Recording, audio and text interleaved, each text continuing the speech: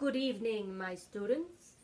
Hello, this is Miss Jordan, back for our read aloud for today. We got Tank and we got Sadie behind Tank. I am dressed in character.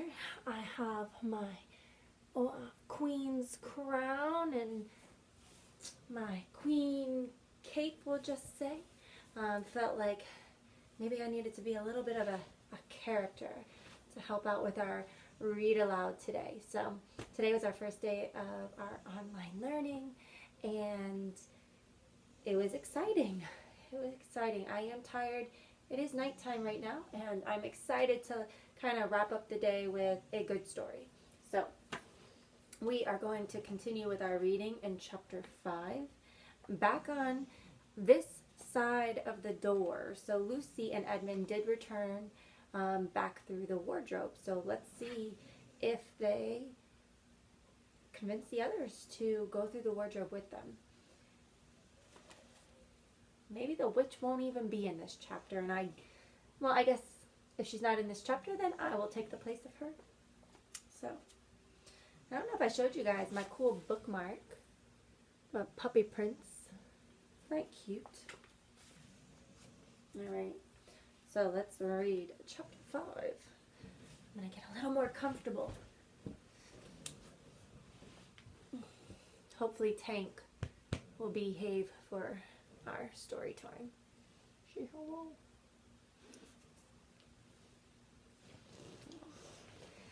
Say, Mommy worked hard today and they're ready for some lovies. You guys worked hard today too, by the way. It was a long day and you guys worked hard and pushed through a lot of technology and new things. So give yourselves a pat on the back, okay? You did good. All right. Back on this side of the door. Because the game of hide and seek was still going on, it took Edmund and Lucy some time to find the others. But when at last they were all together, which happened in the long room where the suit of armor was, Lucy burst out.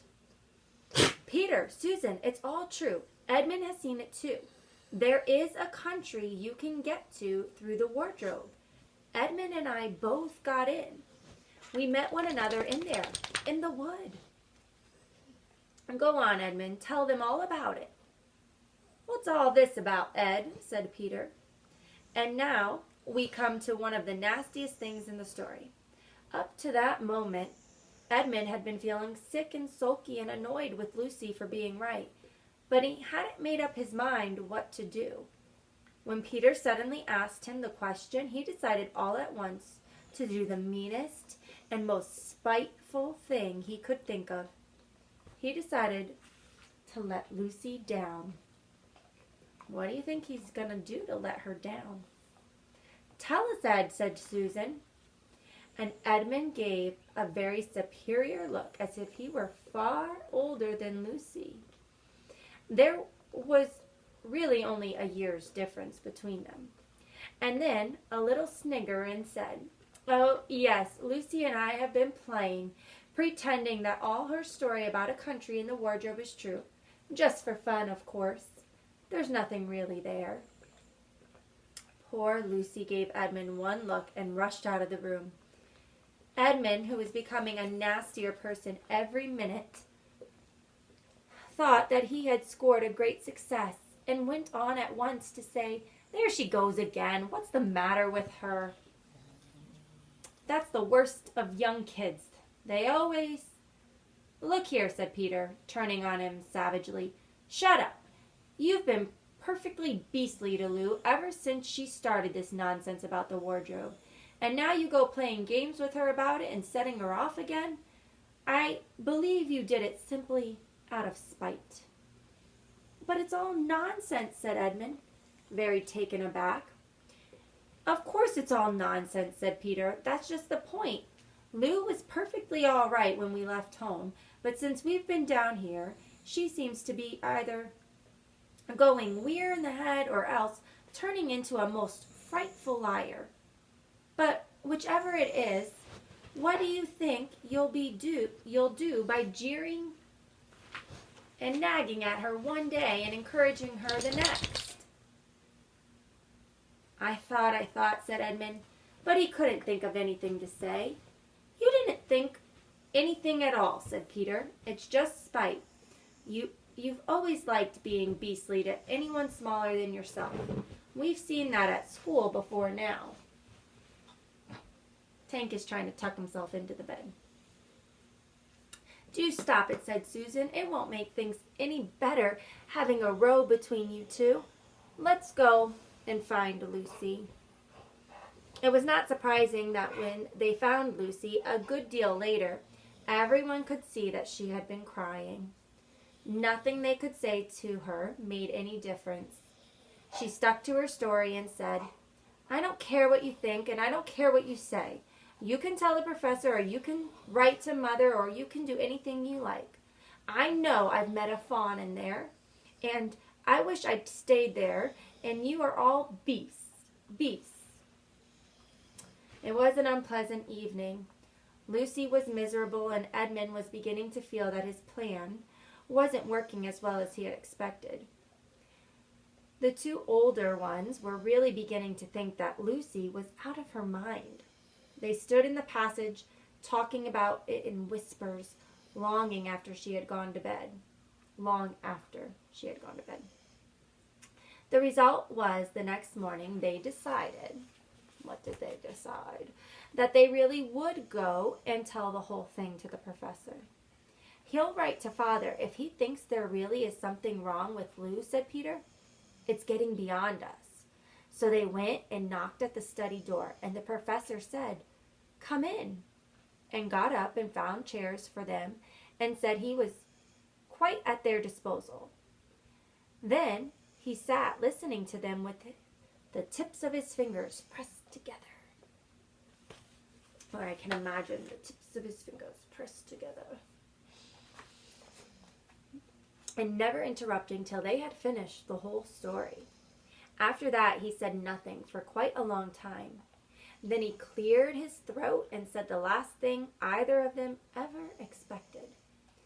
How do you know, he asked, that your sister's story is not true? Oh, but, began Susan and then stopped.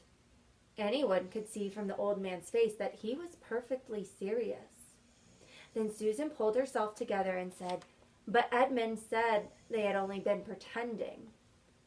That is the point, said the professor, which certainly deserves consideration. Very careful consideration. For instance, if you will excuse me for asking the question, does your experience lead you to regard your brother or your sister as the more reliable? I mean, which is the more truthful? That's just the funny thing about it, sir, said Peter. Up till now, I'd have said Lucy every time. And what do you think, my dear? Said the professor, turning to Susan. Well, said Susan, in general, I'd say the same as Peter, but this couldn't be true. All this about the wood and the fawn? That is more than I know, said the professor. And a charge of lying against someone whom you have always found truthful is a serious thing. A very serious thing indeed. We were afraid it might even be lying, said Susan. We thought there might be something wrong with Lucy. Madness, you mean? Like she's lost her mind, madness? Said the professor quite coolly. Oh, you can make your minds easy about that one. One has only to look at her and talk to her to see that she is not mad. But then, said Susan, she stopped. She had never dreamed that a grown-up would talk like the professor and didn't know what to think. Logic, said the professor half to himself. Why don't they teach logic at these schools? There are only three possibilities. Either your sister is telling lies, or she is mad, or she is telling the truth. You know, she doesn't tell lies, and it is obvious that she is not mad. So for that moment then, and unless any further evidence turns up, we must assume that she is telling the truth. Susan looked at him very hard and was quite sure from the expression on his face that he was not making fun of them. "But how could it be true, sir?" said Peter. "Why do you say that?" asked the professor.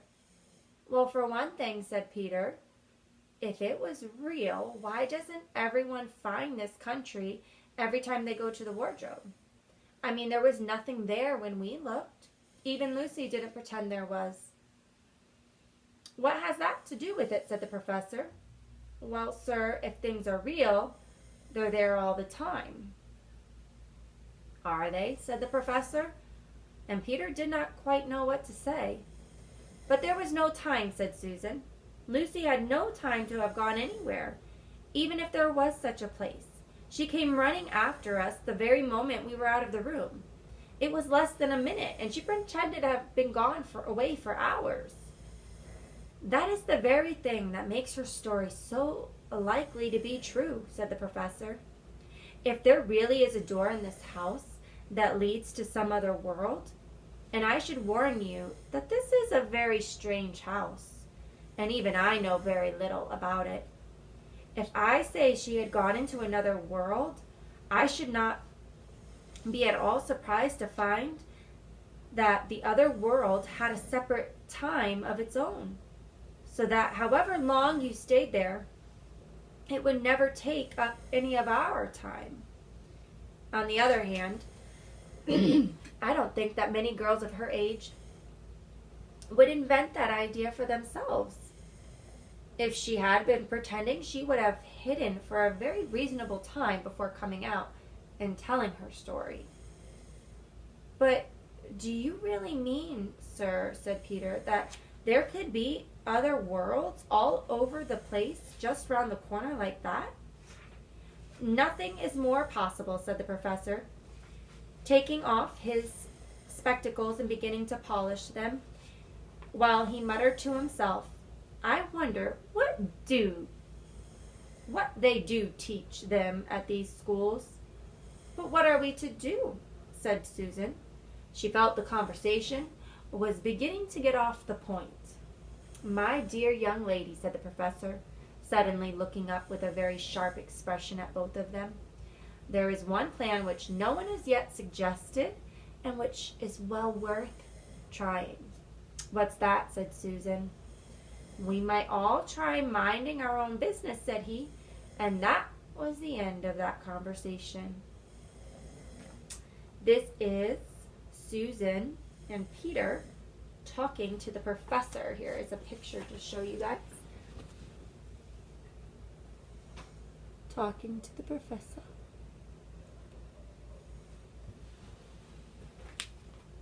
So that was the end of that conversation. We read on. It says, "After this, things were a good deal better for Lucy. Peter saw to it that Edmund stopped jeering at her, and neither she nor anyone else felt inclined to talk about the wardrobe at all. It had become a rather alarming subject, and so for a time it looked as if all the adventures were coming to an end. But that was not to be. This house of the professor's, which even he knew so little about, was so old and famous that people from all over England used to come and ask permission to see over it. It was the sort of house that is mentioned in guidebooks and even in histories. And well, it might be for all manner of stories.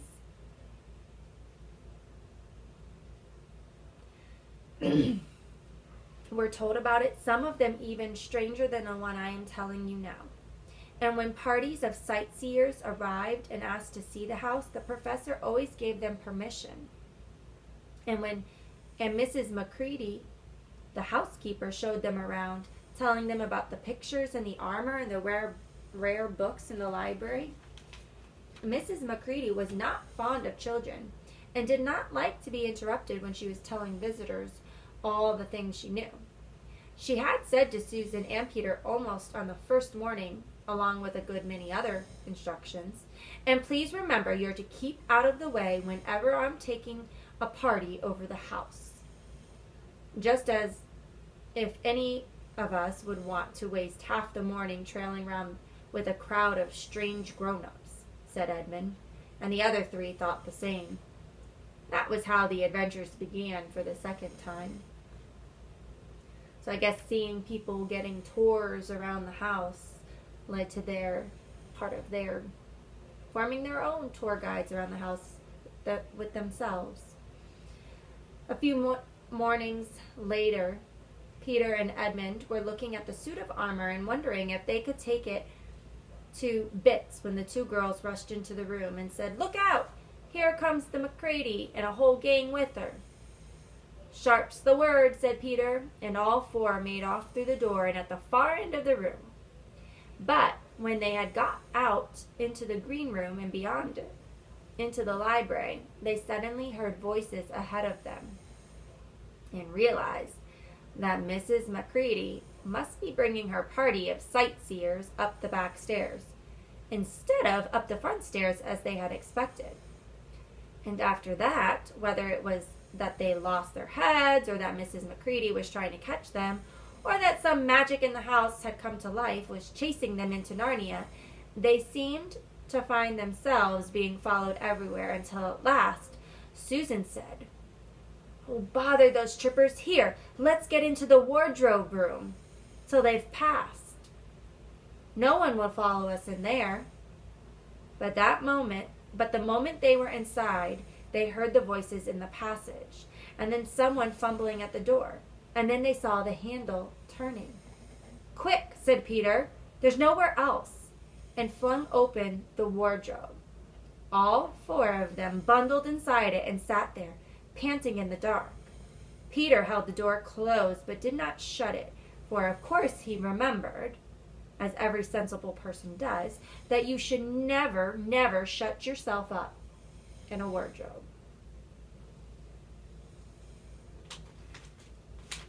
And now we are on chapter 6. I wonder if shutting themselves in the wardrobe is going to lead them to the land of Narnia this time. If all four of them will end up in the land of Narnia. I hope so, because I like the adventure when they go to the land of Narnia. Chapter 6 is called Into the Forest, so I can predict that we might end up in the land of Narnia with this. Oh, right, Tank, he agrees with us. Say hi to Shady. So, that was our lovely chapter 5. I really enjoyed that. Oh, and I didn't show you a picture.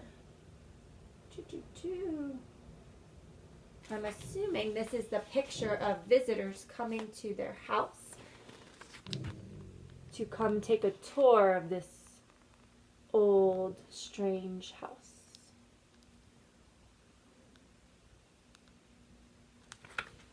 So, what a good story to read tonight. So glad we did it. We did not skip. Chapter 5 is good. So, next, I think we're going to be reading about all four siblings in the wardrobe going to Narnia. And maybe we will see the witch again. Not my crown. Maybe, I wonder when the lion is going to come into play in the story. Because I know we've been exposed to the witch, the wardrobe. Now, at some point, I wonder when this lion character is going to come into play. So, we might have to have more characters dressing up. Maybe Tank will be the lion and Sadie will be the wardrobe. I don't know. But anyways, I hope you guys have a good night. And I will see you tomorrow during class time and for a read aloud at some point in the day as well. All right. Hang in there, guys. Miss you. And talk to you soon. Good night.